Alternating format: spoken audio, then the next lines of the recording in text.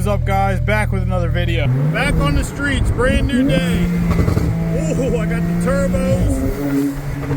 Only thing I'm missing is a little bit of cash flow. If you're new to the channel, I daily drive this lowered 911. It's got AL 13 wheels, 21s in the front, 22s in the rear. Tech Art body kit. It's a Carrera S. It was the only one I could afford. It was stock when I bought it, and I did all these little things to try to make it look like a GT3 Touring. It's actually black PPF.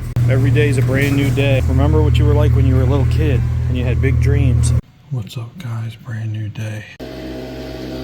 Going to the gym. I think I got to do bicep, tricep. All right, guys, just finished at the gym. Back on the streets on the golf cart. What is up, guys? I'm making this coffee, then I'm about to make the second video for building a Shopify store. I'm going to show you guys how to buy the domain name on Shopify, create a logo for free. I don't know what else. We'll see. What's up, guys? Back on the street, walking with the baby, trying to get my 10,000 steps.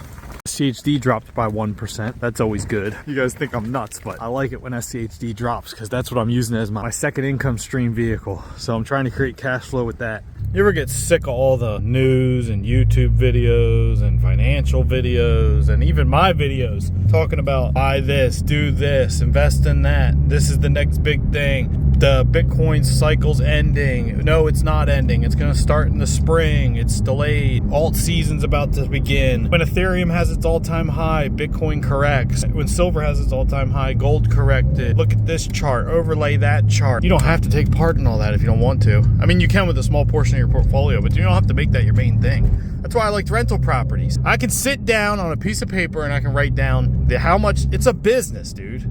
It's like I can write down on a piece of paper, this is how much I charge for rent. This is how much I paid for the house. This is how much my expenses are. This is how much I'm going to have in profit after it's all said and done. My net operating income. That's why I like dividend stocks. I can do the same thing with the dividend. And I know that with a rental property, I can raise the rents if I need to over time. Or in a triple net lease or a commercial lease, you have a accelerated rent schedule. So you know what's going to come. You know, every single year the rent goes up by 5%. Or I know that on average the dividends in SCHD go up by 8 to 10% a year for 10 years. That's the average. I don't have to listen to 30,000 videos. I like to just kind of opt out of all that chaos and know that I can just systematically. What I did was I just defined my goal. And my goal to me, real wealth to me, is time freedom, dude. And I can't have time freedom by just buying a bunch of different things that I'm not sure what the price is going to be when I wake up the next morning. I need something I can rest my head on. I know it's boring. I know it's underperformed everything. My goal is to have reoccurring income that'll be there every single day that I could even give to my kids. It'll be there when I die. It doesn't matter if I'm alive or not. It's still getting paid.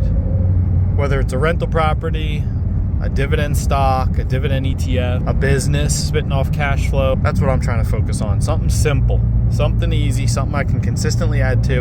I'm just saying that that's something you could do too if you find yourself like where you're like, I don't like investing because I don't like the fact I have to see if it hits if it goes below its 50-day moving average twice, then the cycle's over, and then we got to wait 1 year because the old chart shows that it takes a year for it to bottom, and then that's the time to get back in. But it could be 6 months this time because the business cycle's extended, because the debt, because of quantitative tightening hasn't ended.